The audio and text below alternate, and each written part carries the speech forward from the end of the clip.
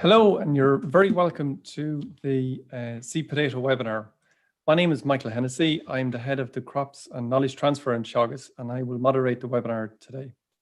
So over the last 20 years or so, the potato industry has been well served by the seed potato sector, who've delivered high quality seed on time and at a reasonable cost, although maybe your view might depend on whether you're buying or selling the seed.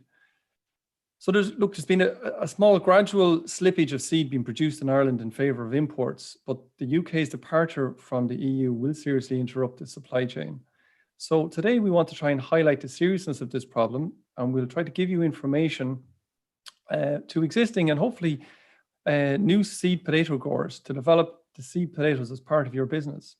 And in doing so, hopefully we'll produce all, if certainly all, hopefully, of the seed requirements that we need in Ireland, So today I'm delighted to say we're joined by Minister of Agriculture, Food and Marine, Charlie McConalogue, and his colleague, Minister of State of Agriculture, Pippa Hackett. So both ministers will be joining us for the first part of the webinar, and there'll be an opportunity for people to ask questions then. So please type in your questions into the Q&A section at the very bottom of the screen, and we'll do our best to answer the questions today. So, Minister, you're very welcome. So I want to first invite you to say a few words. So, Minister, the floor is yours. Well, listen, thanks very much. And it's great to be with you all. Good evening, ladies and gentlemen. And glad to join here with Minister Hackett. And thanks, first of all, to yourself and to Teagasc for organising this webinar. I think it's an important one. And I'm very glad to be able to take part in it and participate and look forward to a very strong engagement from all participants. So listen, coming from Donegal, which is a very strong history of potato growing and particularly seed growing, I'm keen to see the sector develop and progress. Our potato industry is a critical element of our agri-food sector, and it has proven itself very resilient to many challenges faced over the years. Brexit, of course, has been a further challenge, particularly in the context of seed potatoes. Following Brexit, there has been ongoing exchanges, which you'll all be aware of, with our colleagues in the UK and the EU on sanitary and phytosanitary equivalents, including for seed potatoes. This exchange has now hardened, and it doesn't appear that there will be any further moves that might facilitate the 2021 planting season. And in the main, adequate planting stocks are and have been secured for this season, but of course, focus now turns to next year and the year after in terms of sustainable supply of seed potatoes for our domestic sector. So notwithstanding the challenges, I'm firmly of the view that in this post-UK exit scenario, that there are very significant opportunities to increase the production and supply of Irish-grown seed potatoes to replace UK imports. So my department has engaged directly with you and other stakeholders in raising awareness around the potential implications and opportunities inherent in the prohibition on the importation of seed potatoes from Great Britain. And of course, this potential can only be achieved through close collaboration and full buy-in within our own sector. In my discussions with you, it is clear as an industry-led approach supported by DFM that will be the most viable, sustainable approach to making progress. With this in mind, I very much welcome the ongoing work of the Potato Development Group established by Board BIA, Teagasc and IFA, and also attended by my own department, to explore market opportunities across the sector and to look at what's required to address the potential challenges impacting on the sector, in particular potential industry-led options and increased domestic supply of high-quality seed potatoes, which has brought us to this discussion and engagement here today. As you're aware, the Department of Agriculture continues to support the seed potato sector by providing significant funding to Teagasc, who carry out the successful potato breeding programme in Oak Park. And my department further supports the seed potato sector through the production of high-grade seed material in the Tops potato facility here in Donegal, where capacity has currently been expanded to reflect the additional demand for many tubers. Furthermore, my department has a nationwide seed certification team to ensure the production of high-grade seed with the capacity to deliver an additional acreage and the laboratory capacity as well required underpinning that certification process. The certification scheme includes a program of soil and tuber sampling and testing for pest and disease control. This high-quality, disease-free seed is made available then to the industry for further multiplication and supply to commercial growers and to a lesser extent for export. I'm also delighted to confirm that we have now included home toppers in our next tranche of available investment under TAMS, building on the previous inclusion of specialised salad potato harvesting equipment. And contingent on industry commitment to redevelop and substantially grow the seed potato industry to its former position, I and Minister Hackett are very committed to engaging further with you and with the industry on further supporting growers to make the necessary investments to take maximum advantage of the opportunities that are there for industry-led development of the sector now in the years ahead. So to conclude, I'd like to wish you all a successful and interesting evening, and to ensure you that this government remains acutely aware of the consequences and impacts of the UK exit. And we will continue to work closely with you to ensure the risks are minimised while the opportunities are maximised. And certainly, I think there is a very strong opportunity here now if the sector works together in a coherent way to really make a strong progress in relation to growing our seed potato potential in the period ahead. And certainly myself and Minister Hackett are very committed to working closely with your sector and fully supporting all efforts in that regard. So thank you very much, and it's great to join with you today. Minister, thanks very much. It's really great to hear your really strong support of the seed potato sector and the potato sector in general. So thank you very much for that. And I just want to hand over to Minister Hackett for a few words. Minister, the floor is yours.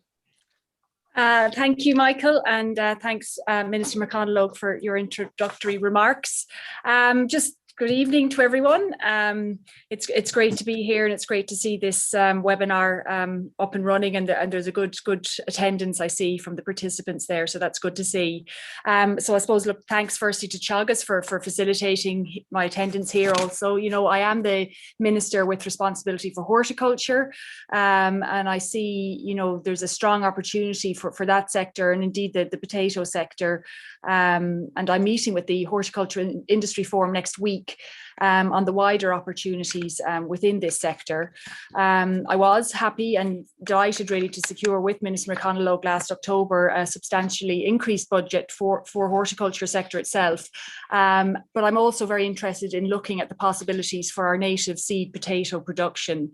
I think supporting a domestic supply of native seed potatoes is something I would certainly I would see as very valuable, and I think support from the sector itself, and you know, potentially from the department, you know, working together, I think would be a really valuable thing to do.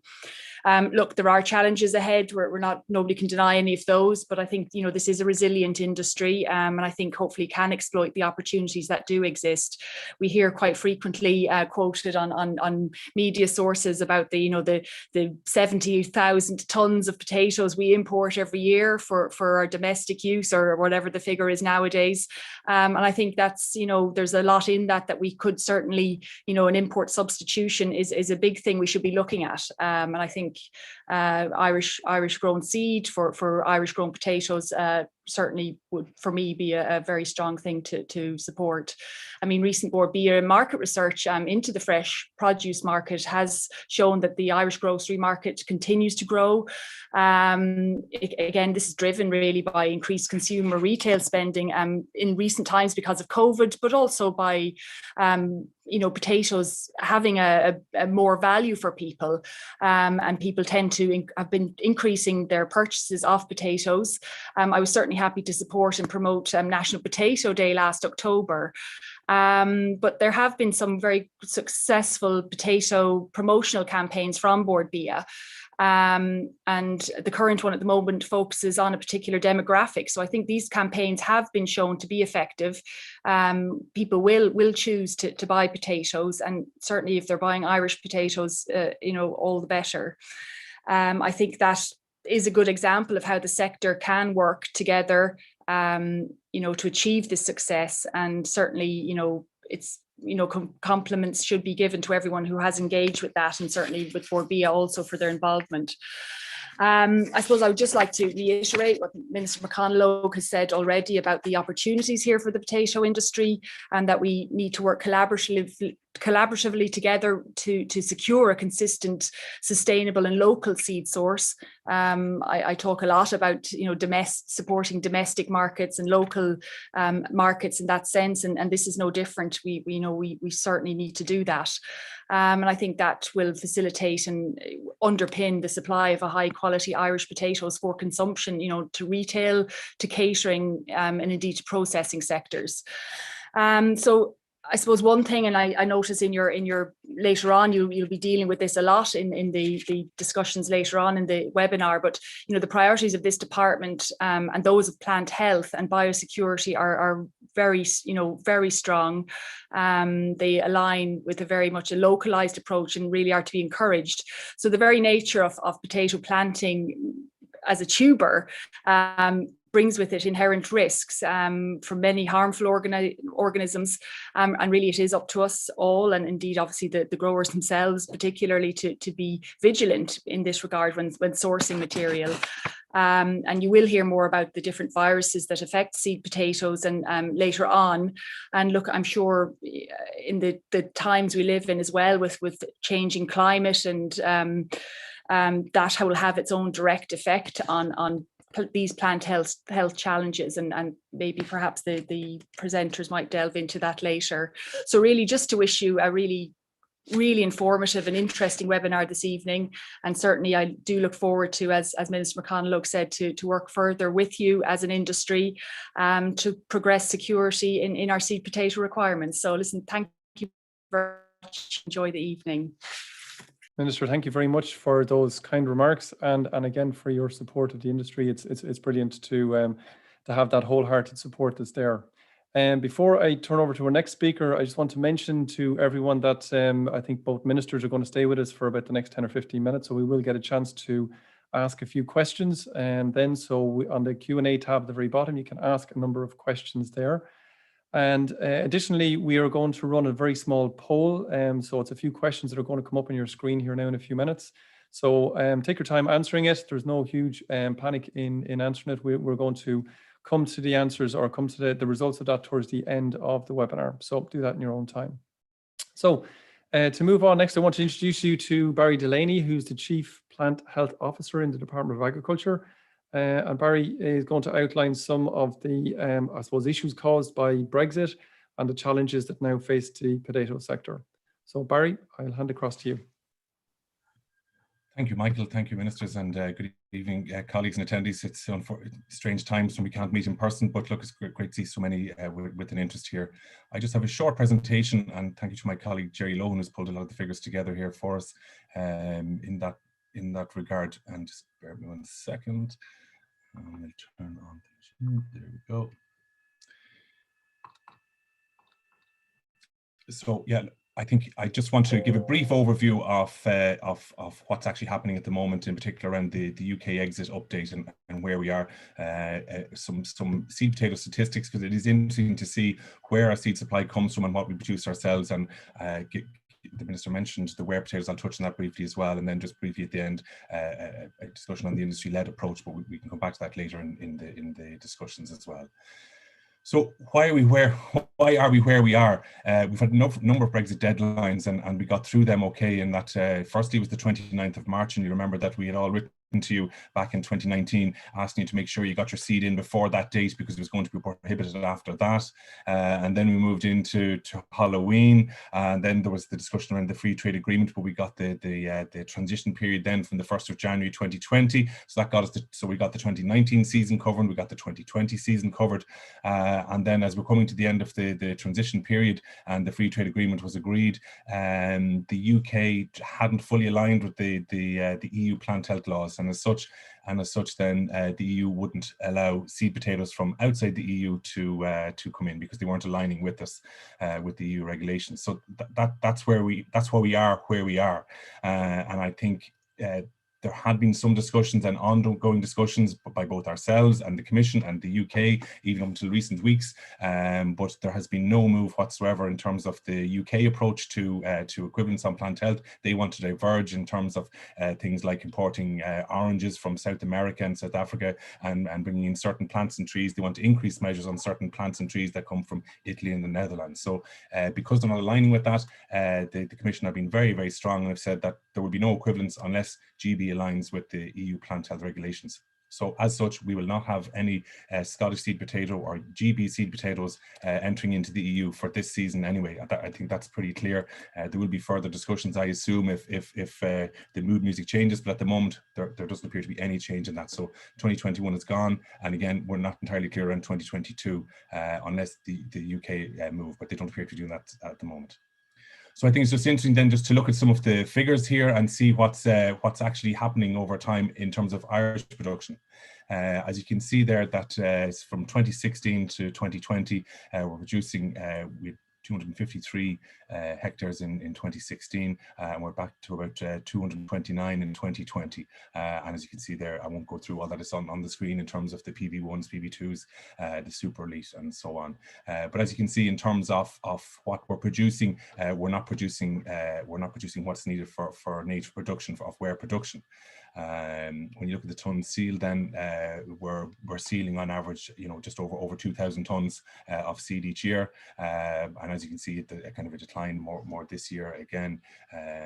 So it's in terms of what we produce here, there is high quality seed being produced here. In the main, it's the free varieties, but also there's rooster grown here as well by one or two individuals as well, and we can see that is supplying to an extent our requirements. But when I come on to the next slide, you'll see where the bulk of our supply comes from. So 60% of the certified seed that's planted in Ireland comes from Scotland. So you can see the overall tonnage that we import is just over 6,000 tons for the last 2 years, with the majority of that coming from Scotland and Northern Ireland, and then a lesser extent from England, and that's probably more the processing varieties that will be coming through as well. So you can see how heavily we rely on the UK.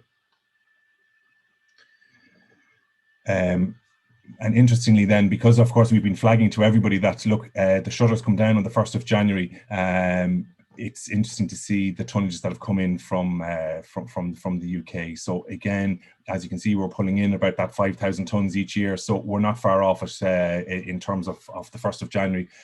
So the planting for 2021 is more or less covered. Some issues with some varieties, but in the main, it's well covered. Now, there have been some ongoing imports, obviously, but not from the UK, but from France, Germany, Northern Ireland, Poland, and the Netherlands. But as you can see, it's low enough at the moment. But that will possibly change next year. While we've discussed about native production, that does take time, and it's a 3 to 5 year process to build up reserves and stocks to have enough to commercially sell. The ware potato piece was mentioned, and every conference I go to, I get asked on it, so I said I'd put the figure in. The CSO figures would have said in 2020 we took in 77,000 tonnes of potatoes from the UK. To date, we're on about 8,280 tonnes. That's averaging about 3,000 tonnes a month, I suppose, just under 3,000 tonnes a month, whereas last year you're up towards 8,000 to 9,000 tonnes at peak times coming through. So it'll be interesting to see how that progresses. We know that some of the UK operators are finding it difficult to get their phytosanitary certification, and the difficulties in terms of going through customs and having to pay the 180 sterling per consignment to get through. So it'll be interesting to see what happens as we get further into the season, when the big demand is there towards the back end of the year, I suppose. But I just thought it was worth putting up there for you to see. So really, and both ministers have touched on this already, it really is, and we've discussed this with the IFA and growers and through the potato development group as well. It really needs a collaborative industry-led approach here. There's no point people turning fresh lay ground to produce seed and going to all the expense of that if people aren't going to buy it. So it does need a collaborative approach, and as ministers have said, DAFM fully supports that. And you'll hear later on from Jerry Doherty, my colleague, in terms of the work we've done up in TOPS to expand expand our capacity there for producing more mini tubers and taking in the high grade plants as well to do that. The capacity of the seed certification team as well is ready to cater for any increased production that might be in whatever county that might be, in particular if we're looking for fresh ground, and the laboratory testing capacity for that, be that for the virus testing, bacteriology, and of course the potato cyst nematodes. And I've seen some of the chats and Q&As, there's queries around TAMS, and you know, there is already there the smaller webs for salad potatoes, and that's also applicable to the seed production as well. And in the, as the Minister's just announced now, the April tranche of TAMS will include Hallam toppers as well, in terms of trying to deal with some of the issues around the desiccants and availability of desiccants. But look, I've gone through that very, very quickly, but I just want to give you a sense of the figures just to show you where we are, where's the starting point and where we need to go. You know, native production is not the panacea to all of it. We won't be able to do it quickly. There is a lead in time, and that's why we want to work very closely with everyone to try and get to a proper solution. So look, Michael, thanks very much. I've gone through fairly quickly there, but we will have Q&As at the end if we want to get into some of the specifics and tease some of the issues out. I'm glad to do that. Okay, that's brilliant, Barry. Thanks very much. You might stop sharing your screen there. So thanks very much, both ministers, for staying with us and just joining us for a couple of questions. Mr. McConalogue, I'm going to come to you first. So there's a question here around there is no movement in terms of the EU position as regards for the season for 2021. Where do you see that in 2022 and beyond? Is it likely to change? It's hard to know. Certainly there hasn't been progress to date, but I mean it's really hard to predict, and I suppose it's one of the uncertainties around this, and I think it's one of the things that make it more challenging to plot forward. But certainly, I think it goes back to the fact that we need to focus on the fact there is potential to bring a lot of this seed production home and to do it domestically, and that the capacity and the power is within us as a sector and as an industry working together to try and grow that again. So while it is hard to know, I think we should focus, and some of it will be outside of our control because it'll be subject to the engagement between the UK and the EU in terms of a lot of outstanding issues there. Obviously, the UK are pushing hard. It's something that they really do want to get progress on, but there certainly hasn't been, and as Barry mentioned earlier on, it's become a lot stickier recently. So I think certainly the focus should be in terms of how we encourage more growers to undertake additional seed planting and growing. Certainly as a government, both Minister Hackett and myself are very committed to working with the industry to support that in any way we can. But I think central to that is some certainty for growers that there's going to be a market there domestically for their seed at the end of that process. And I think that just requires, you know, lots of integrated cooperation and the sector coming together to grow it and to ensure that becomes a much larger part of our domestic industry, because there's no doubt we have the capacity to do it, and it's a miss if we don't avail of that opportunity. So as you say, there's some parts of this are probably out of our control a bit. So we've got to try and sort out our own seed for ourselves here in Ireland and do the best we can. Mr. Hackett, I just want to come to you for a second, and there's a question in here about the organic sector and how that might fit in. Obviously, it's pretty tricky to grow seed potatoes on an organic scenario, but how would you see that fitting in maybe in this conversation? Thanks, Michael. I'm sure as difficult and as tricky as it is to grow, I suppose, conventional seed potatoes, it probably is even more so for the organic sector. And look, there must be literally just a handful of growers. And look, it's very rare that I would even see in the retail sector Irish grown organic potatoes for sale. You know, largely it tends to they tend to be sold at a more local sort of, you know, farmer town market type perspective. But saying that, there are some growers even in the Midlands that I'm aware of who do all right out of that.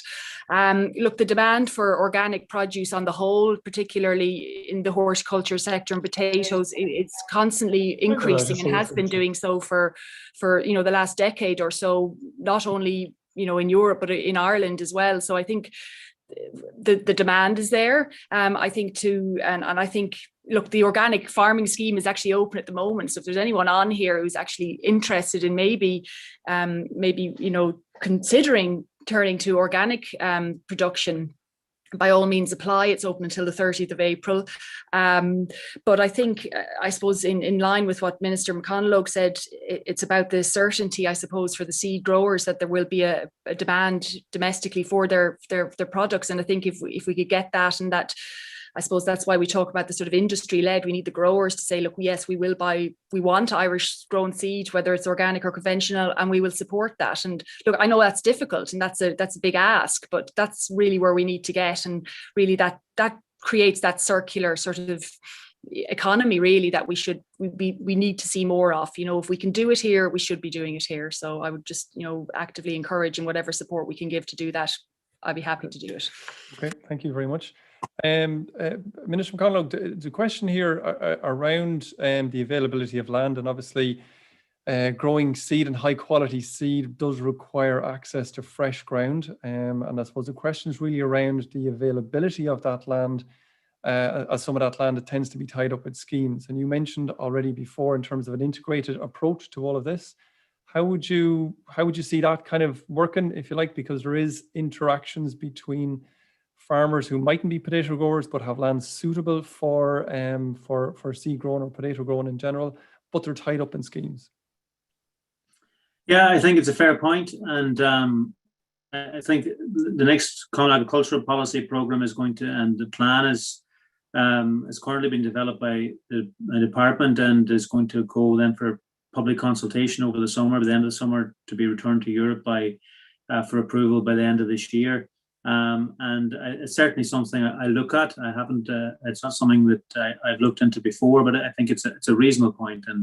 And whether or not, even if the willingness is there, that it'll be possible within the CAP strategic plan that's going to be agreed at European level, we will have to see. But I think it's a reasonable point to make. And certainly it's one I will follow up and explore within the department if there's potential there for flexibility that would provide that space for the seed potato sector, given the fact that fresh ground is so important. Yeah. Okay. Minister Hackett, I'm just going to come back to you. Sorry, Barry, we're ignoring you there just for a second, but I'm going to go back to the Minister Hackett, seeing as we have him here. So the process, we're not going to cure this overnight. I think we're all relatively aware of that. It takes a little bit of time to build up some expertise and stocks, if you like, of seed that's out there to bring it all back home. So there is a bit of a gap, and that has emerged this there. So how would you see, or step by step, some of the processes of how the department can support that process? I think as you say, it is a sort of a learning process, and it will be sort of learning by doing. We are sort of plunged into this sort of new, even though we did have somewhat of notice in terms of Brexit and that, but was it going to happen? Is it or isn't it? Now we're in it now. We know the effects of it. I mean, I suppose it's going to take some sort of collaboration, and we're going to have to learn. And I'll admit I'm not an expert in potato growing, but I think what we do need to learn from this is that we could trial things. And we just heard the comments about maybe the availability of new ground and fresh ground for potatoes. Maybe there is some sort of collaboration between different types of farmers. Maybe it would fit in.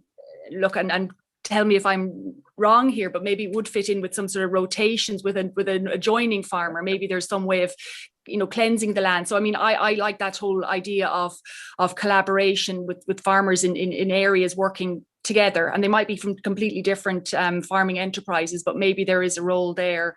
So I'd love to see that sort of idea explored. I very much like that sort of locally led, farmer led or grower led approach as well. So I think along those lines, I'd like to see that sort of teased out really, within the department, and indeed to hear from growers themselves how they see that might work. We should really probably have more collaboration even in the tillage sector between livestock producers and tillage, all about soil fertility. And again, we're talking about having clean, fresh ground here to grow virus-free potatoes, for example. So I think something along those lines would be really useful to explore.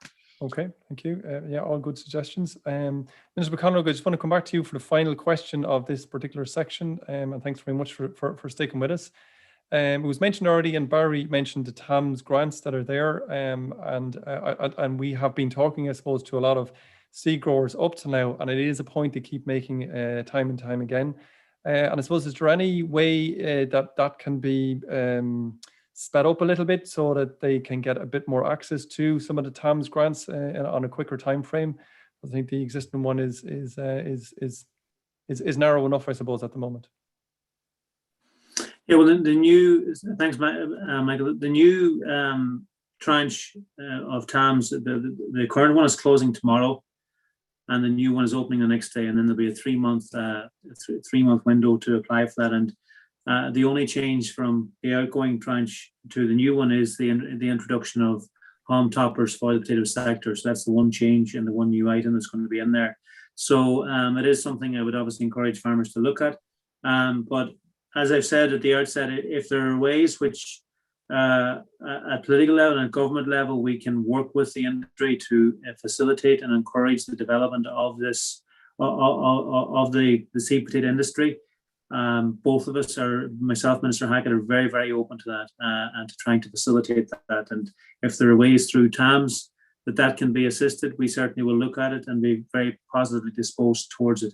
But I think, going back to the point, I just would encourage everyone in the industry to come together to try and avail of the opportunity and window that is there to grow this industry again, the seed potato industry, and to give some certainty to growers that if they undertake it and they produce the seed potato, that there will be a market there. Because no matter what else we're doing, if we haven't some certainty around that, we're not going to see people take that jump. And that's really important. And as I acknowledge the value, Michael, of the forum you've put together here today. I think it's really important. And the more of that we can do in the next period of time, and the more ownership the sector and those involved in the sector can take to try and make a go of this, the better. And certainly I, as Minister, and I know Minister Hackett as well, will do all we can to support you and support the sector in that work and in trying to make a go of it. Thank you very much. And look, that brings this section to a close. And my huge thanks to Minister McConalogue, Minister Hackett, and I'm sorry, Barry, we didn't get to you, but you're going to stick with us, I think, later on. And certainly both ministers, you're very welcome to stick with us and learn all you can about seed potatoes, because I think we'll all be learning as we go. So you're more than welcome to stay towards the end if you like. But we do understand if you have other appointments, as I think you might have. So again, thank you very much, everybody. Barry, you're going to be joining us, and you'll be here later on in some of the panel discussions. Okay, thanks again. So now we're going to move. No problem. We're going to move on now to, I suppose, more granular growing strategies, if you like. So I'm going to introduce Dr. Dennis Griffin. Dennis is a breeder in Oak Park, breeding our seed potatoes. Obviously, some of the major potatoes, such as Rooster and Orla, have come out of Oak Park, and lots more others, Dennis, along the way. So Dennis, you're going to give us a bit of a rundown as regards how to successfully grow seed potatoes. And God knows you were after growing an awful lot of tons of seeds of potatoes over the last number of years. So Dennis, I'm going to hand across to you. Thanks, Michael. So today I will go through some of the basics, I suppose, particularly for new growers who might be growing some potatoes, in terms of strategies for successful seed production. And I will focus on the things that growers should be doing, and maybe I won't refer too much to the certification scheme in terms of the limits within it, but I'll focus on some of the things that growers will need to be doing. So one question which is frequently asked about potatoes or seed potatoes, can be produced in all areas in the country, and it absolutely can. I think different regions in the country have different advantages and disadvantages, and I think one of the key ones is the northeast of the country and the northwest of the country will have cooler temperatures and will have a significant advantage in terms of aphid flight and virus spread. The south of the country is generally drier and a little bit earlier and maybe a little bit warmer, so it may have some advantages from the point of view of less blackleg in seed, and also from the point of view of earlier harvest dates, which may be an advantage in the future in terms of if there was any potential for export from the country. In terms of Land selection. I think it is, we've mentioned it already in the context of growers needing access to land, but when you look to other parts of Europe and to Scotland in particular, where there's been higher densities of potato crops in the past, we do in theory have a high bank of virgin land and good quality land for seed potato production, but obviously through expansion in dairying and a move towards farm shares and longer term leasing, a lot of that land has become available. In terms of land selection for potato production, it's probably one of the key things to get right at the very start. Access to land which had relatively few potato crops is probably the simplest thing anyone can do to ensure a good quality potato crop at the end. So I would ask growers to consider rotations particularly strongly. And I mean, a longer rotation for seed potatoes is necessary. Up to 7 years, I think, is required under the certification scheme. What I would suggest is access to wear crops should be limited if possible. Hygiene comes in all respects. Siting seed crops away from wear crops is a good idea. And land absolutely must be free from PCN under the certification scheme. It will need to be tested and shown to be free of PCN before seed production can take place there. In terms of some of the soil-borne diseases that can be problematic for seed production, I'm just going to highlight 2 here today. One of them, powdery scab, is probably the most problematic soil-borne disease, I think, of seed potato production, particularly in land which has seen a lot of potato crops in the past, or crops which have been infected with powdery scab. It's difficult to produce quality seed potatoes in fields which have a history with powdery scab, and chemical control options are very, very limited. So it comes back to selection of good seed or good land that's free from disease. Rhizoctonia can also be an issue with both seed and soil borne. But one of the issues with there are very good seed treatments available for rhizoctonia at the moment when applied to seed for planting. And it's probably less problematic, but certainly, again, good free land will certainly aid reduction in rhizoctonia. In terms of producing a successful seed potato crop, management of seed in comparison to a wear crop is key. Seed potato crops, the current certification scheme allows for 7 generations of seed potatoes from pre-basic down to Class E. And one of the concepts, I suppose, around seed potato production is that potato as a clonal crop will accumulate disease the longer it's in the field.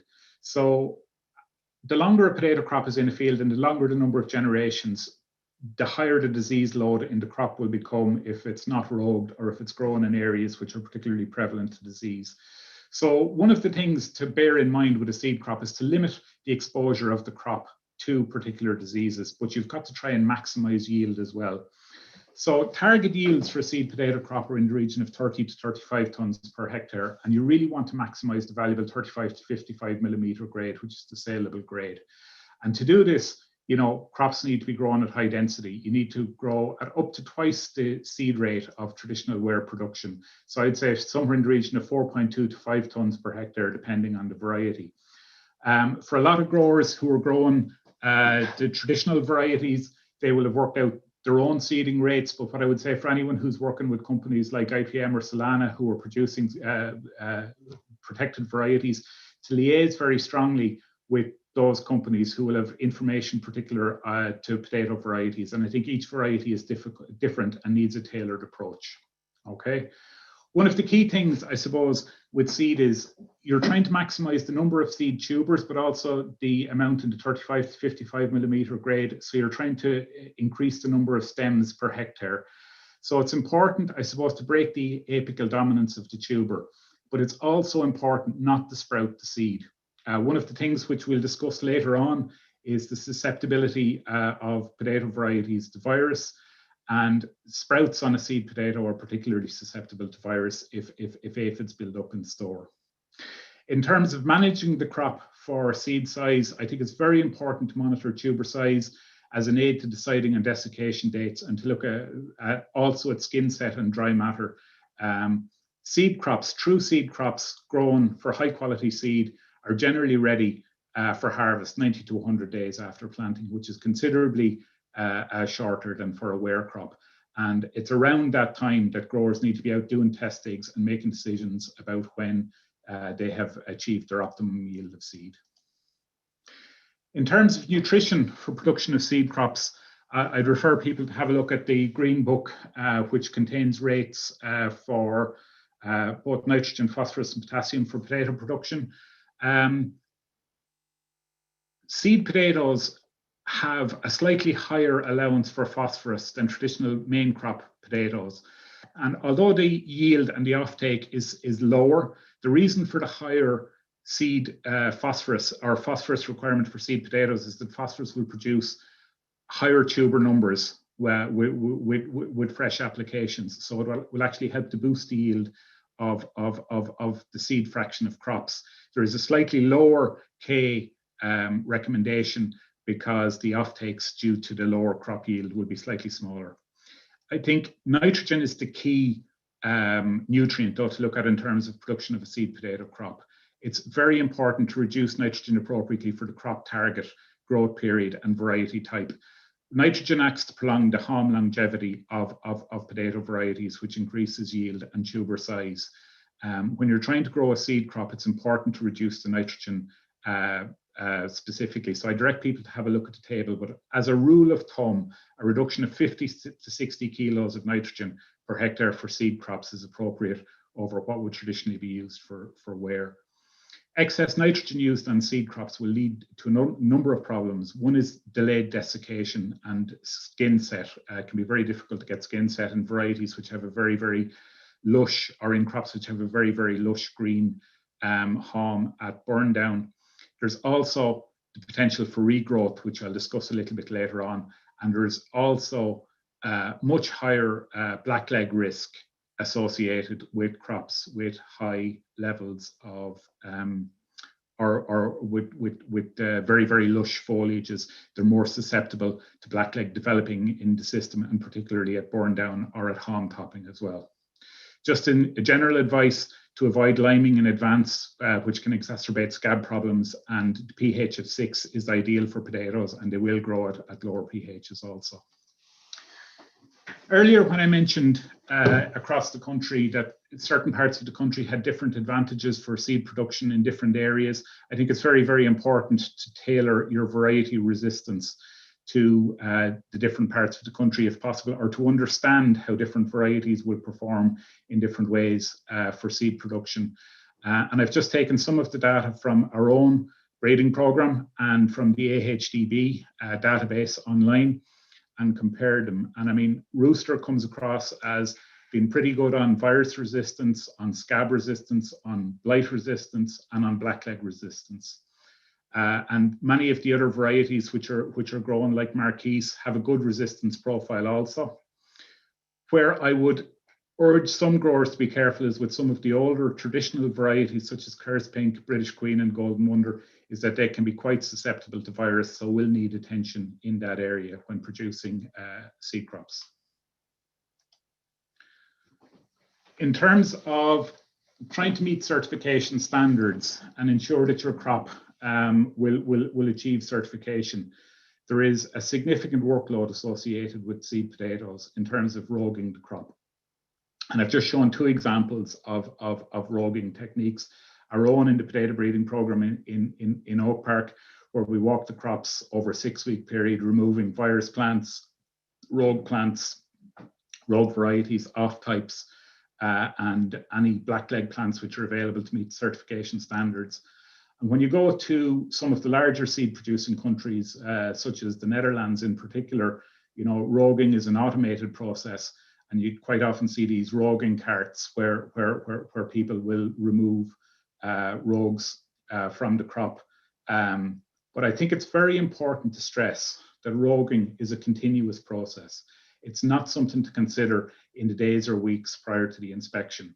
One of the things that I couldn't say strongly enough about roguing is that early roguing dramatically reduces the inoculum of virus and blackleg that is present in the crop to cause further infection, and it also reduces labour. it's much, much easier to reduce small plants that are infected before tuber initiation, which will remove early stage inoculum from the field, than to try and manage all of that in the days or weeks in a full haulm canopy prior to burn down.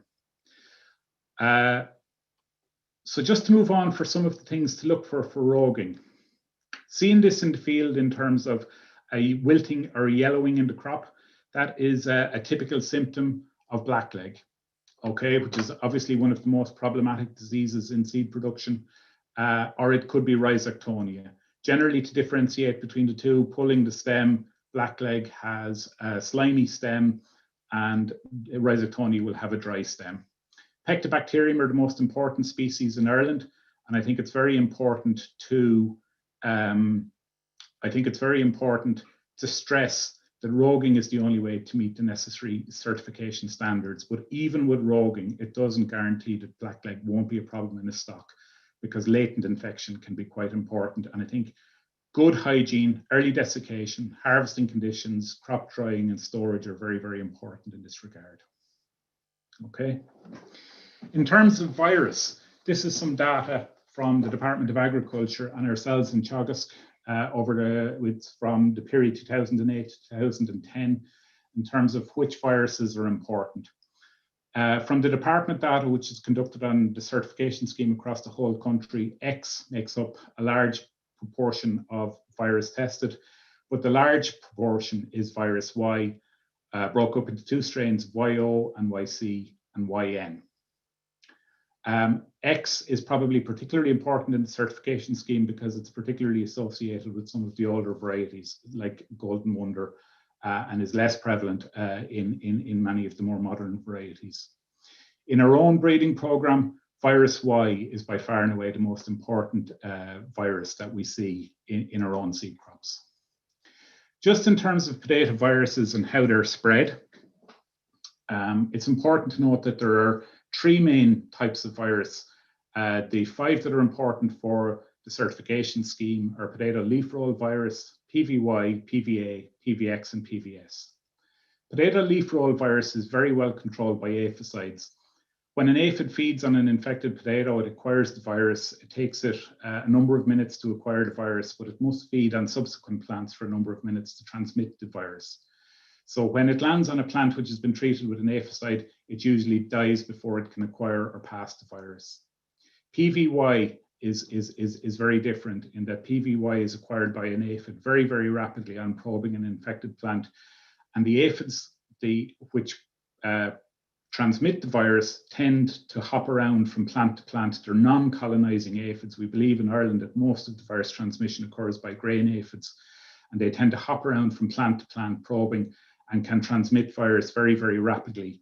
And it's very important for insecticides to be used to prevent colonization or to prevent aphid buildup, but it's very, very hard to control transient aphids which move in from other crops and spread virus. So this is what potato virus Y looks like.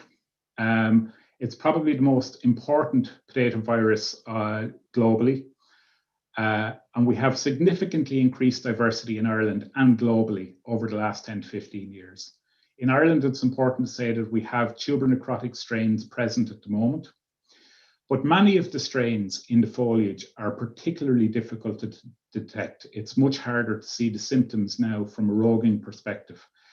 The photographs that I've shown here are the traditional symptoms presented by potato virus YO, which is the old strain, after primary infection. So you can see the venal necrosis and small stunted plants, and this leads to leaf drop streak where the leaves actually shed from the plant. So it's usually generally very easy to see, okay? It's important, as I mentioned, to say that insecticides prevent population buildup, but not infection. But if you don't control aphid populations, you will have much higher levels of virus Y. So you will see a number of plants from transient aphids. This is just what some of the virus Y symptoms look like. Secondary symptoms, varieties that are produced within 1 year or from seed which has been infected. The previous symptoms I showed you were primary infection, where infection has taken place in previous years. So this is a plant which has emerged from an infected tuber, and you can see that there is a heavy mottling, and again, it's quite easy to view. With some of the new virus strains here on the right-hand side, you can see that the plant is slightly fainter in color, but there's much less mottling, and it's much more difficult to detect.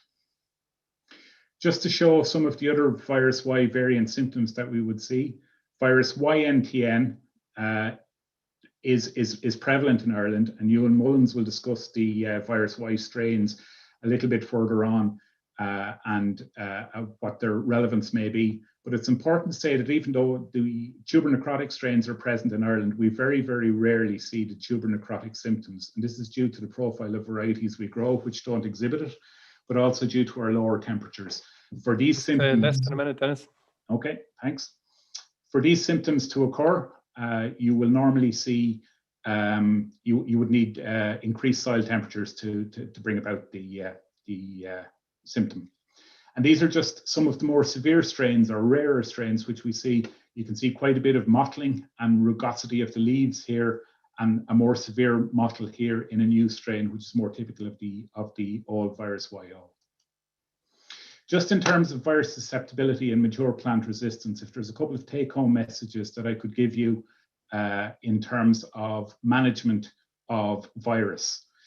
One of the things is the susceptibility stages of the plant.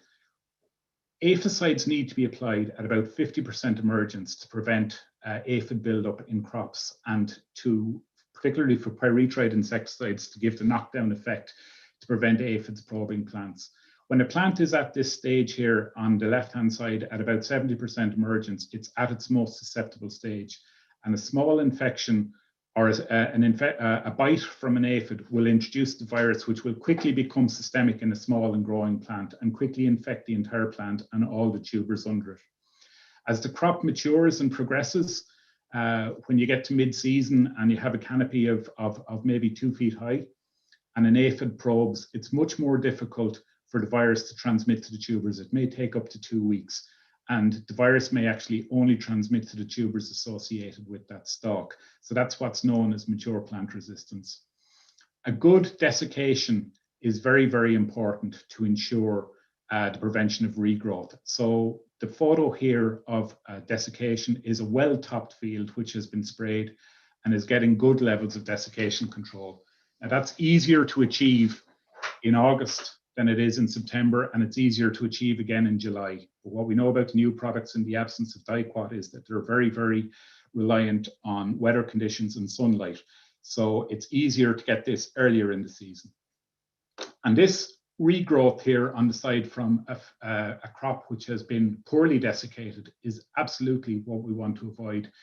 This light colored regrowth, particularly the yellower color, attracts aphids very, very strongly. And it's a direct line to the tubers under through the stems because of its proximity to the tubers. And a number of crops which have been shown to be free at inspection can become very, very badly infected if regrowth like this becomes an issue later in the season. Okay. So if I can give some take-home messages for successful seed production, I would say size management, roguing, and early and effective burn-off.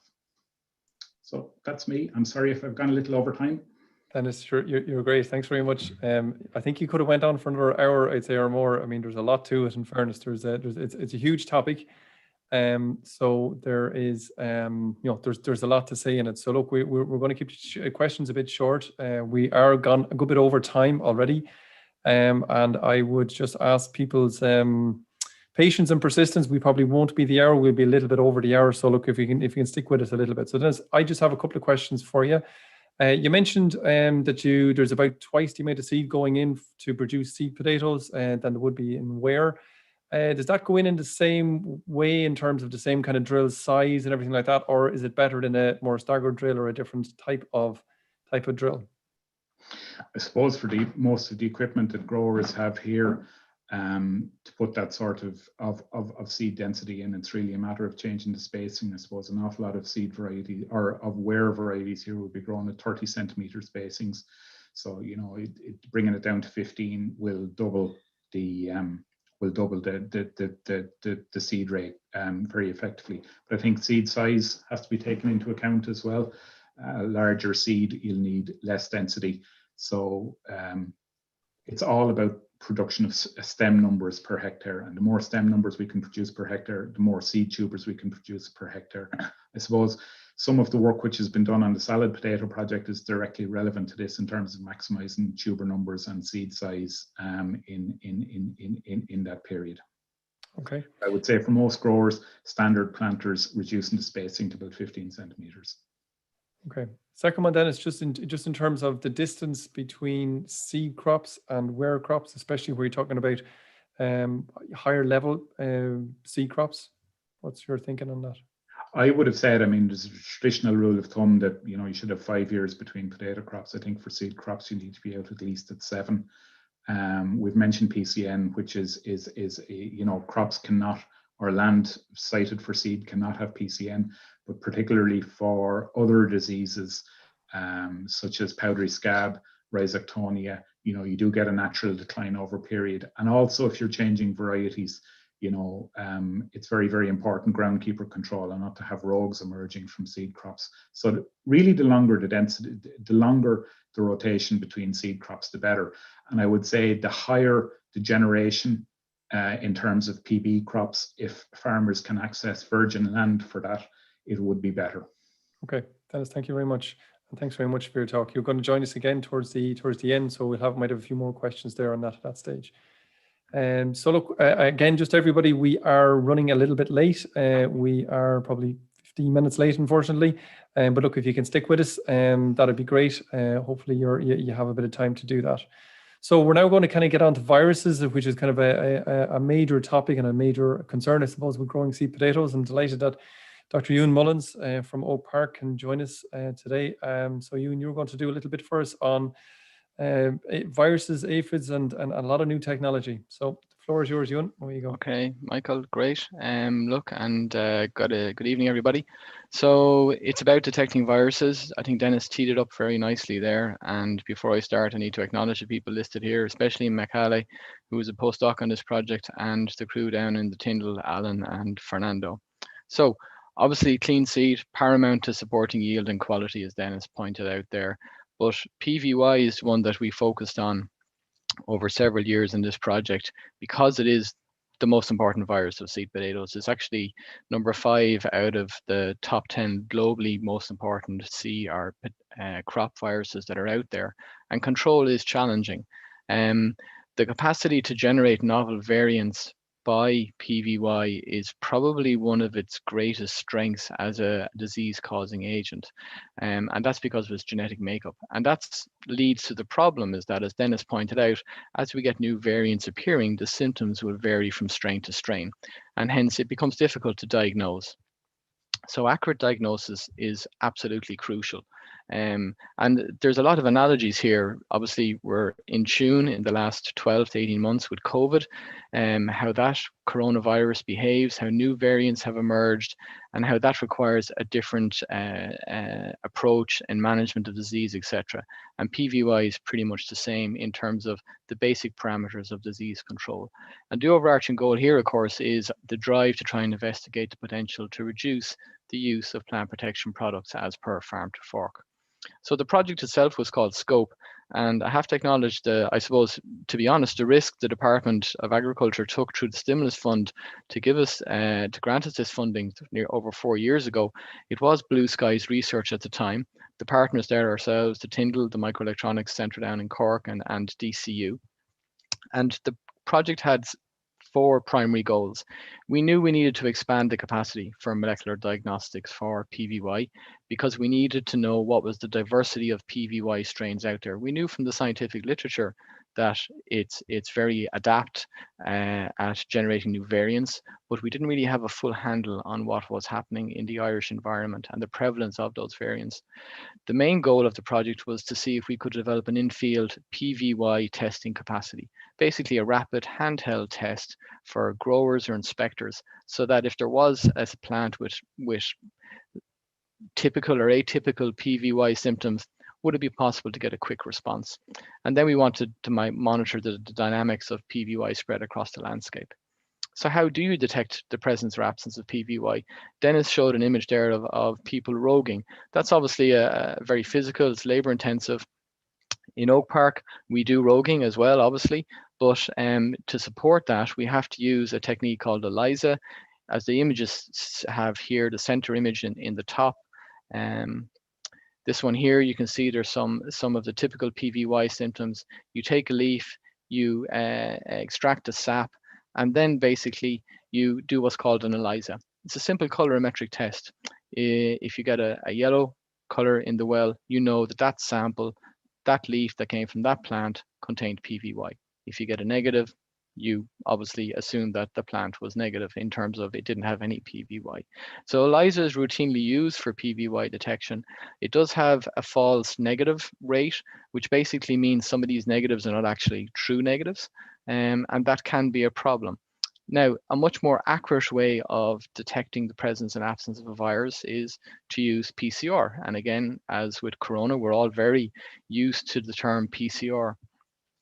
And Michele, through the SCOPE project, put a lot of work and time into developing a PCR diagnostic based on standard protocols in the literature, but bringing it to the level whereby we had the confidence to use the test within the breeding program here as a prototype in Oak Park. And this simple gel image here is basically an output of one of these PCR. So let me explain. Each row is an individual potato sample. And what you've got is you've got a DNA fingerprint, or a nucleic acid fingerprint for each of the individual strains. So here we have PVYO, and it gives you these two characteristic bands.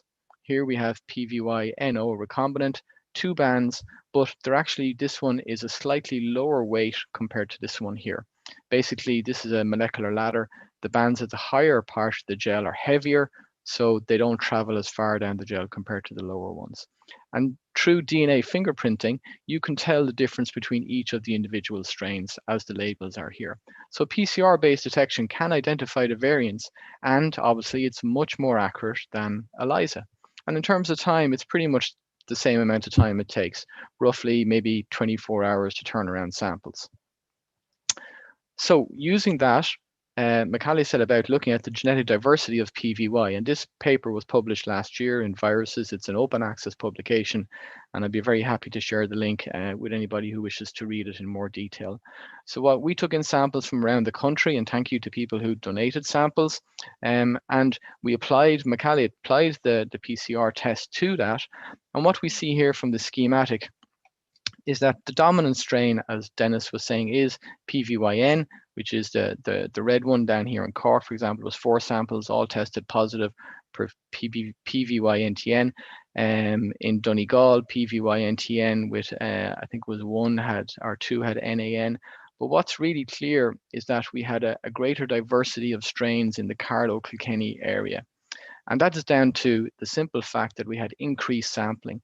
We had over 88 samples collected from our own systems in Oak Park and Carlow in the area, and that allowed us to give greater scope and greater insight into the diversity of PVY strains. So the take-home message here from this is that with the PCR testing, we have the capacity to determine the diversity of PVY strains and variants that are out there, and that gives us, I suppose, a better insight, but also it helps us to develop the management systems we need for PVY. But how do we monitor for new PVY variants? As we've seen, again, and I keep coming back to the coronavirus, back in November, we thought we were pretty much looking at the end of lockdown until the new UK variant emerged. And that's what viruses and other crop pathogens do. They evolve, and they do that to overcome any particular therapeutics, but also to maintain their ability to infect and cause disease. So we know that PCR results are aligned with the ELISA tests. The PCR can deliver information on virus types and existing strains, but we need to monitor for the emergence of novel variants. So how do we do that? Well, in Oak Park, we invested in what's called a sequencer, MinION sequencing. And this is a lovely image taken by Michele. This particular sequencer here is about half the size of an iPhone. And this can read the genetic blueprint of PVY strains in a matter of hours. Now, The typical genetic blueprint of a human being has approximately 3 billion letters. The genetic blueprint of a strain of PVY has about 10,000. And this MinION sequencer, as I said, we can detect new variants if they exist. So for example, a real life scenario, we collect samples, they're brought back to the lab in Oak Park, an extraction is done, the MinION sequencer processing is completed. And within a matter of hours, we will know if a new variant has been detected. And from that, we can develop the new PCR diagnostic test. And this really is, again, another step in a disease support system for PVY. However, all of this, of course, while exciting, cutting edge biotech research, great to see it being applied to a real life setting, is all lab based. And I suppose the next part of the project that we wanted to focus on was, could we develop a prototype whereby we could have a field testing system in hand, easy to use, that would allow the detection of typical or atypical PVY symptoms. And really sincere credit has to go to the work done by Alan and Fernando down in the Tyndall in Cork for the work that they've done on this. And let me explain. So basically, they've developed nanosensors, as you can see, that fit on the end of your fingertip, extremely small. And each of these sensors has 6 to 8 channels. And all of the nanowires in here, there's a microfluidic system has been specifically designed. This connects into a bespoke controlled motherboard. And Fernando has developed through 3D printing this particular hand cartridge. And this is on a hinge, so this flips open. And if we look at a real life scenario, you're walking down through a field, be you a department inspector or a farmer looking to ensure the hygiene of the particular seed crop or mainware crop. They see symptoms that are not typical PVY, but there's a curiosity about it. So basically, take a few leaf samples, you make a crush, and that particular sap is dropped in here, and it flows onto the actual chip itself, and a positive or negative response is given. Let me explain some more detail now with an animation that we have here. So here what we have is the actual nanowire. This is about 1/100th the width of a human hair. And the first thing that the team in the Tyndall had to do was they had to ensure that the coating of the electrode was adequate so that it would allow the polymer, in this case is chitosan, to coat the wire in a way that provides an adequate surface for the antibodies. So the chitosan acts as a surface attachment, effectively a magnet. So the antibodies which have been raised against PVY can suitably attach straight to the nanowire. And these PVY antibodies are now active and awaiting a PVY antigen. So similar to the system we would have in our own body. So when you apply that sap onto the cartridge, obviously it's biological gunk. There's bits of plant material there, as you see here, and those background plant molecules are going to interfere for a certain degree with the sensitivity. As you see on the left-hand side with the graph, we get a bit of a response. But the key thing is that when the nanowire and when the sensor is tested with a PVY sample, what we see is that the PVY is binding to the antibodies, and we get a dramatic increase in the response of the sensor. And this really is very exciting and indeed very encouraging. To put it into, I suppose, more quantitative display, this is what's called an impedance graph. And that nanowire that I showed you there in that animation developed by the guys in the Tyndall carries a current. So the more binding you get to that wire, the more impedance or more resistance to the current you get. And this is a graph of impedance. So what we have here in the blue, we have the normal impedance value of the electrode. Then we have the negative PVY sample, just a simple potato plant not infected with PVY. And here we have a PVY infected potato plant. So we get a much stronger impedance. We get a differential between the negative and the positive.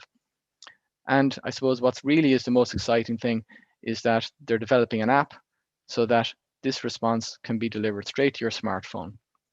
We're field testing this in 2021, hopefully in the next matter of weeks. We're looking at a reaction time of somewhere between 10 and 15 minutes. So in a real life scenario, we would hope that users would be going through a field, identify individual samples or individual plants, take a sample, crush it, put it through the sensor, and then get a result coming through to their smartphone, which indeed could be linked to a cloud-based system, which indeed could be developed into something as a decision support tool for other growers in the region as well. So really the potential is endless with it. Finishing up, how can we monitor the dynamics of PVY spread across the landscape? And this is a key thing, because we know that while Mysis persica is one of the dominant aphids for carrying PVY, it's very effective. We know there are up to 10 aphid species that are vectors for PVY, but we know actually quite little about the dynamics, the temporal in terms of time, when they migrate, the spatial, and all these other parameters, and Dennis touched on it. So what we're going to do is we're capitalizing on a network of suction towers that we have installed in the last 10 to 12 months at various different locations, as you can see here around the country. And not to be too simplistic, but this is basically a WAVN pipe inverted and stuck into what is in effect a glorified Dyson that is sucking in air. So the aphids, as they're flying, are sucked down, all insects are sucked down through the pipe down into these collection vessels.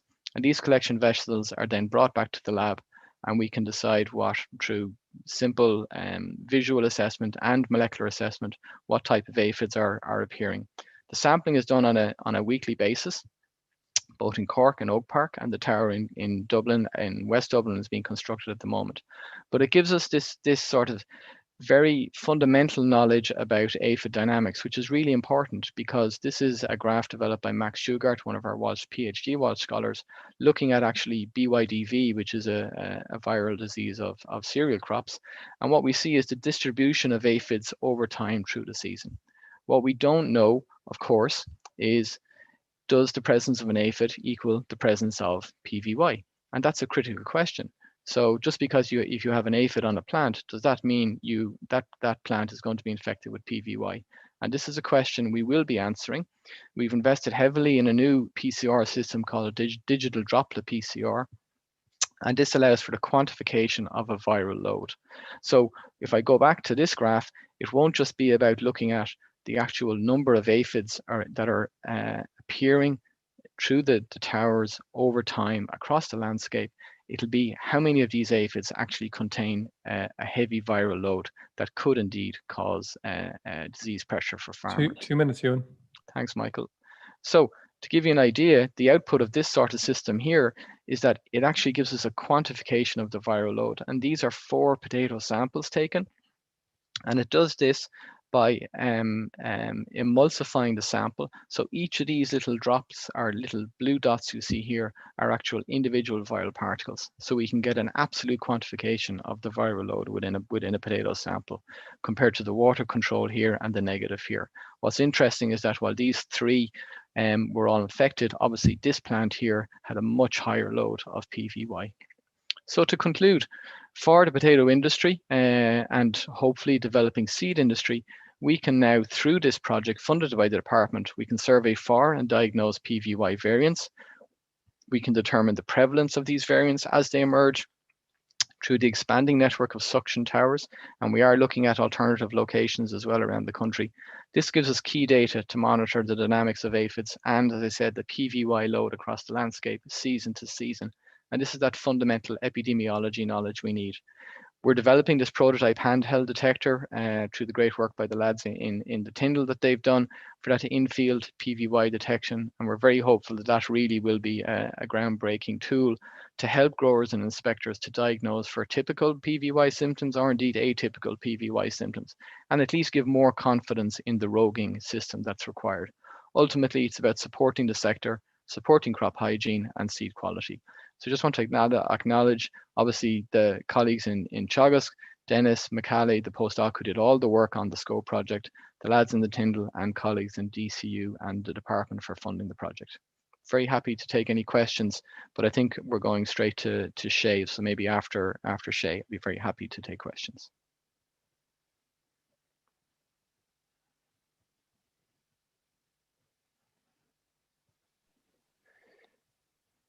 Thanks very much, Ewan. Thanks, Ewan. Across to you, Shay. And just to say to everyone, if there's any questions, we have a go at typing them in there, and we are under pressure for time, but we'll try and answer a few at the end of Shay's talk. Go ahead, Shay. Okay, Thanks, Michael.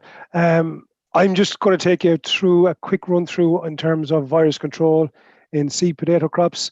For any of you that aren't familiar with it. So I suppose the first point to get across really to people is that there is no actual control of the virus. You're trying to control the vector. So you're trying to control the aphid that's carrying the virus.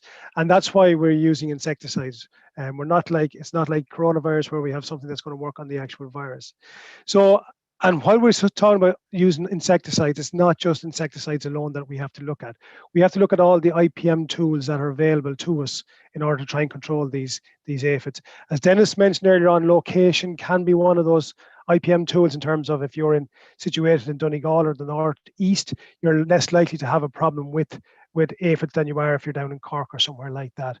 As Ewan has mentioned there in the last few minutes, aphid monitoring that we're carrying out, that's just another view of the aphid tower in Oak Park that Ewan showed earlier on. That's ongoing at the moment, and you can see the potential that's in that there for us going forward. One of the things I suppose that we have to look at too as farmers and as growers is to assess our control. Okay, so one of the things I'm kind of conscious of is when we apply an insecticide, are we getting the best value for that insecticide? Because they only work if they're applied properly. So are we applying them, say, as to the label rate? Are we applying them at the correct water volume? Are our nozzles giving good control or good coverage? So all those things have to be assessed when we're applying these things. And I suppose after application, assessment is critical in that sort of scenario. And like Dennis mentioned earlier on, roguing is a key part of that strategy as well. So we have to look at making sure there's little virus load in the crop as we possibly can. And likewise, when it comes to the other end of the season or the far end of the season, quite often people start to take their eye off the ball when it comes to desiccation. So in terms of what's available on the market, those are the list of products that are available at the market on the Department of Agriculture website at the moment. And while it looks like a very long list of products, there are a couple of issues with some of them there. If you take Coragen there, which is halfway down or roughly halfway down, that's an insecticide which is basically used on biting insects. So you're looking at what would be the Colorado beetle. If we ever had the Colorado beetle here, that would be useful in that, but it's not really much use in terms of insecticide or aphid control. And we also have at the bottom there Desis Protect, which is off-label approval as well. So when we actually get down into looking at the available tools, if you like, or the available insecticides that we have there, the choice isn't as good as we might necessarily think it is.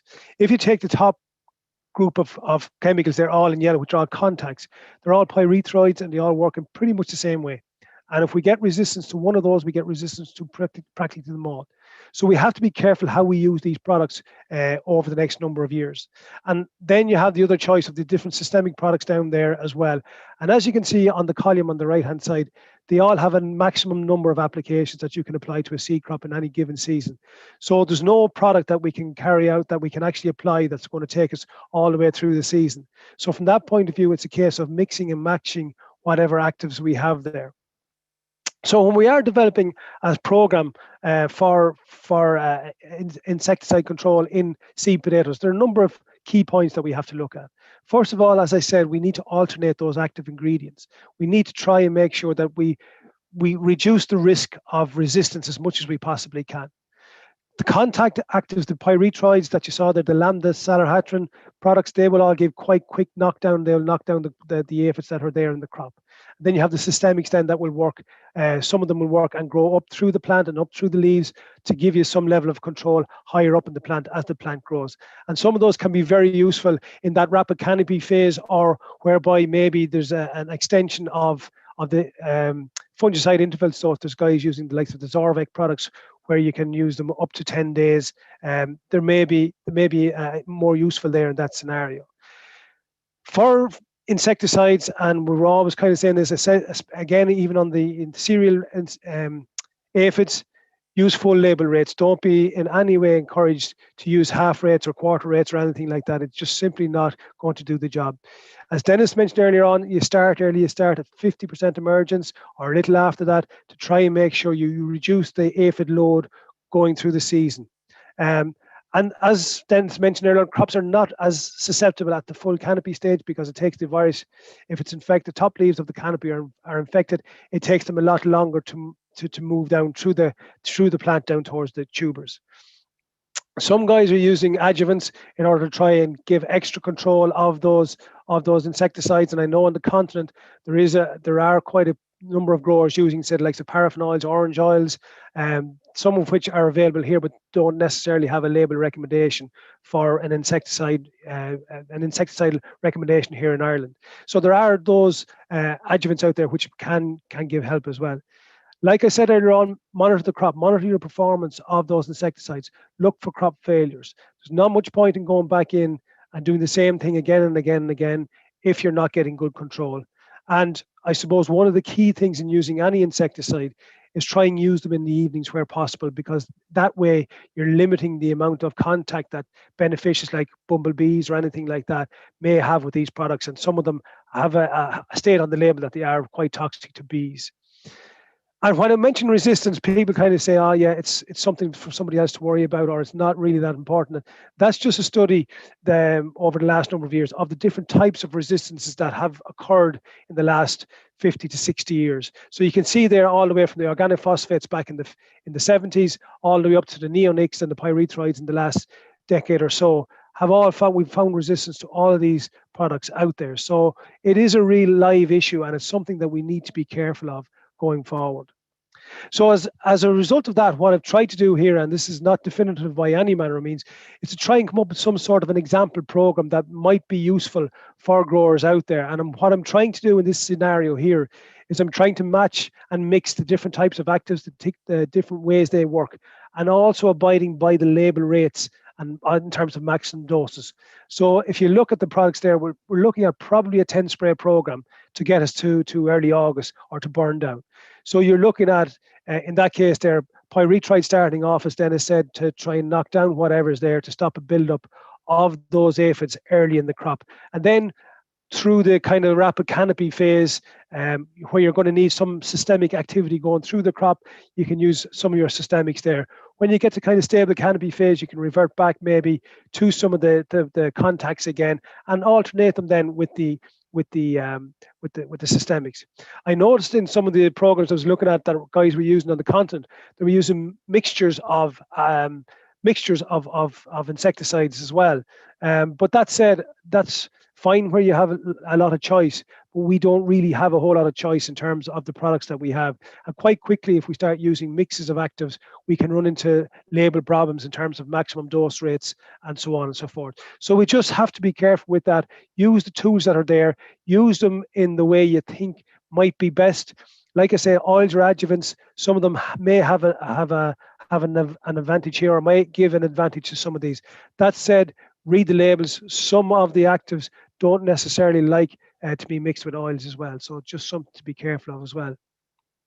I'm going to just finish up in the next couple of slides about talking about desiccation, because quite often, as I say, this is where we fall down in terms of infection, both with viruses and also with blight. When we get to the tail end of the season, harvest is starting to go on, and maybe guys are getting busier doing something else.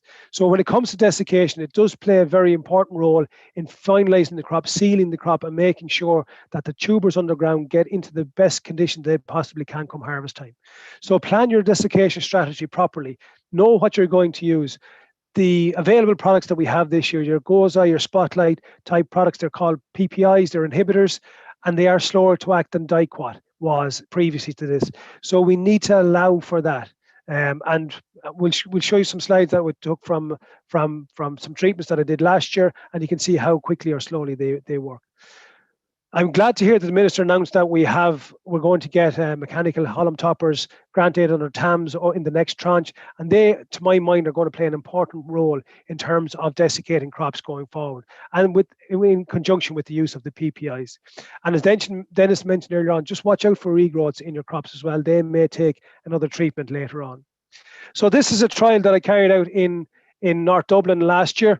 And you can see here in the foreground here, we column topped the crop, and in the background you can see there whereby we use the PPI inhibitors, both Spotlight, Plus and Gozi, and we used them at different rates and different strategies as well, mixed them and matched them to see how we could get the best bang for our buck in terms of taking those crops down as quickly as we possibly can. Because don't forget, the longer that these crops are alive, the longer that there's green material there, the longer the risk is going to be of infection, be it from virus or blight or disease or whatever it might be. So this is kind of a close-up of one of the trials here. So on the right-hand side here, sorry, on the left-hand side here, you can see a flail followed by an application of Spotlight Plus.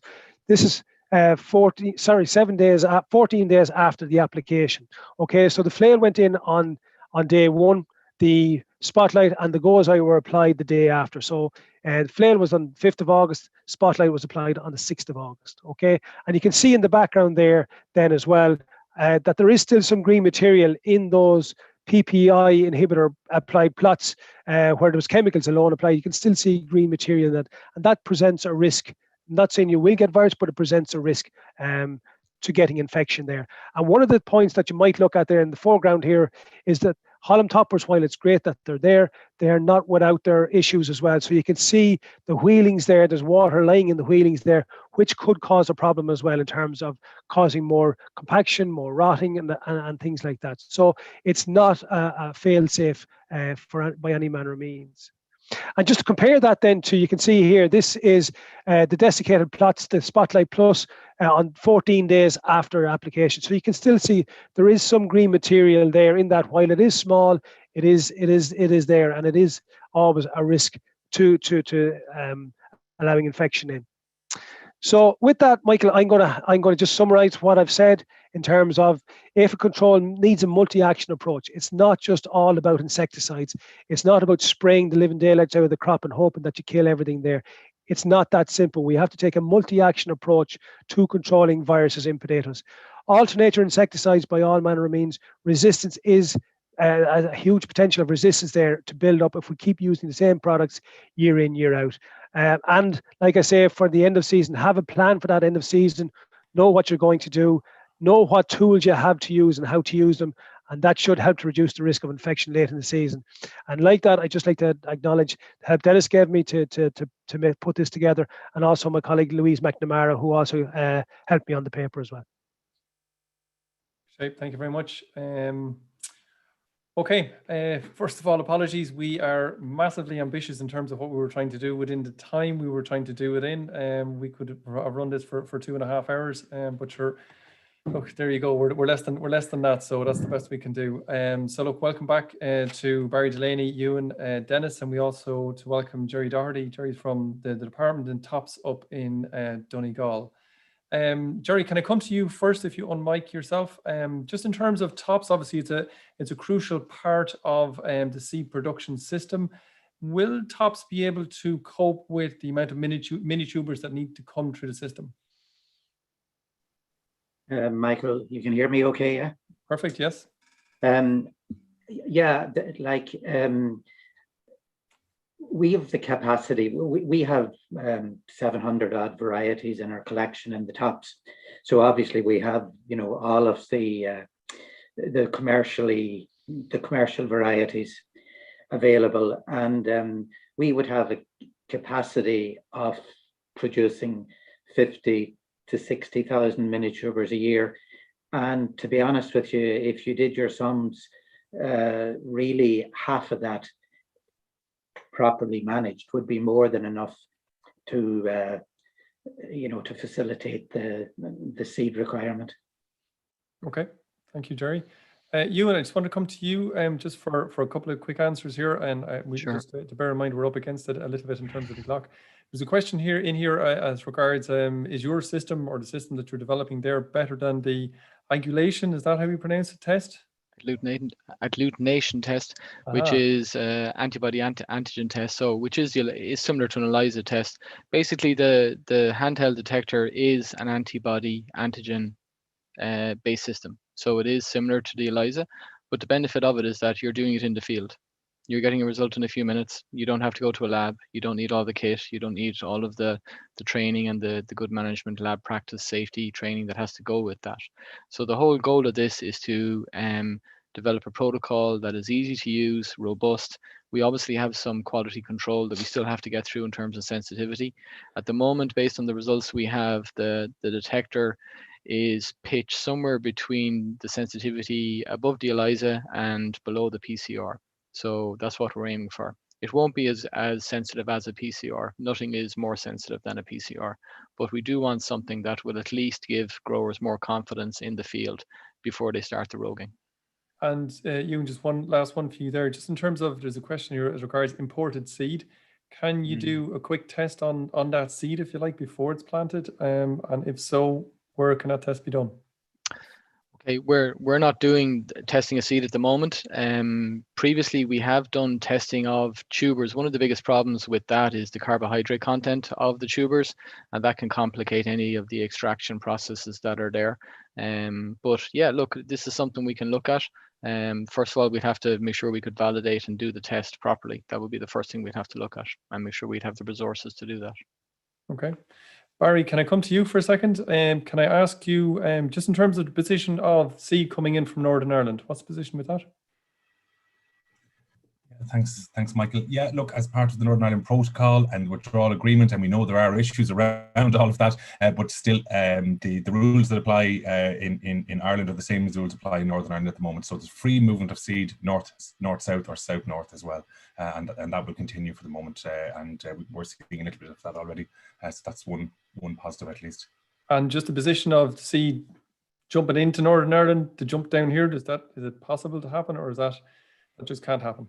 Oh, look, I mean, there's always issues, but I suppose the difference between, that discussion previously in terms of there was no border control checks, and I know there's been a lot about it in the media, but the border control checks are back up again, and even Minister Poots today has already talked about putting additional resources and staffing towards the border control posts in Belfast and Larne. So, there are product coming through. Every consignment of where potato that comes through has to be checked and inspected. So, there's controls there, and we're working with our colleagues up there. And again, at the end of the day, if someone brings something down through, you're not going to get the benefit of, you won't be able to enter for certification. If you do bring something down, it comes down that way, you're only going to get 1 year of it anyway, so the benefits of it, kind of given the cost, would probably outweigh that, but look, we'll be working closely with our colleagues in Derry.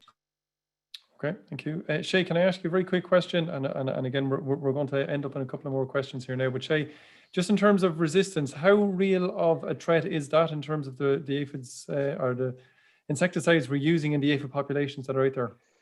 Yeah, it's a good question, Michael.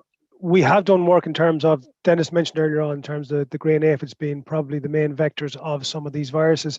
And we have done work in terms of looking at the treatment frequency and the level of resistance afterwards. And when we do see that the more exposure that aphids get to, say, the likes of pyrethroids, you're multiplying the risk of resistance building in the population. So that's why I was kind of saying earlier on that we need to alternate the products to create a different hurdle for them to get over. So the more time we expose aphids to these insecticides, the more likely is we're going to get resistance in the population. Okay, thanks, Shay. Dennis, I'm going to ask you a final question, and it might be a pretty difficult and tricky question. It's kind of around, I suppose there's an IPM slant to this as much as there is about the question, which is really around organics. But how can we, or is it possible to grow seed potatoes in an organic type regime, or with a minimum or no pesticides? I mean, I think it is. I think the bigger issues are going to be around location. I think as you move further north in the country, you're going to have less virus pressure. You would probably need shorter generations to maintain the crops completely free of virus. There are potato varieties which have better resistance profiles potentially for organic production. But it is possible, but it's going to be much more intensive. And I think one of the key things that we mentioned earlier is that in 7 generations of seed production, the longer seed potatoes are in the field and the longer number of generations that are retained in the system, the greater the disease load is going to be and the greater the degeneration. So yes, it is possible, but I would say judicious choice of varieties and siting and access to good clean land, all of those things come in, but it will be much more labor intensive and obviously, you know, yield limited in comparison to maybe the more conventional agriculture. Okay, Shay, I'm just going to ask you one very last and very quick one. It's a question around the desiccation, and it's a very important issue to stop, I suppose, potatoes in the track so you get their correct size. How fit for purpose are the techniques we have at the moment? If you take Holland Top and Michael, and I think that's probably where we're going to put a lot of our dependence on, it's pretty good at taking down the crop straight away. If you come in 24, 48 hours after that Holland topping, you're pretty much stopping the crop dead in its tracks. That said, it's not quite just as good as Dicot, but it's not bad. It's quite close to it. Okay, thanks very much, Shay. So look, thanks very much, Dennis, Ewan, Barry, and Jerry, and all the two ministers as well who dropped in and talked to us as well. Really, delighted everybody could give all of their technical expertise to us here as well. It was extremely interesting. I think everybody learned a lot. Look, and I think we certainly have to thank the participants. There's a lot of people waited on much longer than we had hoped for. So thank you very much for staying on and staying with us. Look, I suppose just a final couple of comments about it, and maybe to reiterate what was said already today. The seed industry won't get off the ground unless there is an integrated and very much a supportive atmosphere in terms of Irish ware growers demanding purchasing and supporting, if you like, the seed industry here in Ireland. There is an issue with cost. Most guys probably got out of seed growing in the past because they couldn't afford to stay with it. So there is a cost associated with seed, and the seed suppliers or seed growers in the country certainly deserve the same level or maybe more in terms of a reward, because it is a higher risk type opportunity. But I think what's relatively clear here this evening is there's a huge amount of technical support, not only with the advisory service, with what's coming from Dennis to Varieties, with Jerry Doherty in the department, and Barry and his colleagues in terms of the potential grant aiding and bits and pieces there, but also the technology that's coming through that's been done by Ewan and his colleagues there.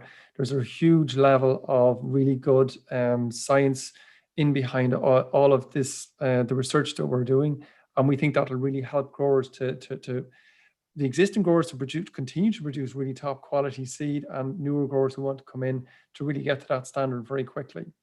So look, with that, I just want to again thank everybody here for contributing to this evening, and very much thank everyone for sticking with us today. If you want to look back on this, or you want to tell anybody about the this particular webinar, it's going to be up on our YouTube website. Teagasc Crops YouTube, just Google that and you'll see that there afterwards, so anybody can jump in if they didn't get a chance to have a look at it in the past. So it'll be there for a while. So thanks very much, everybody, and that's it for this evening, and we'll talk to you again.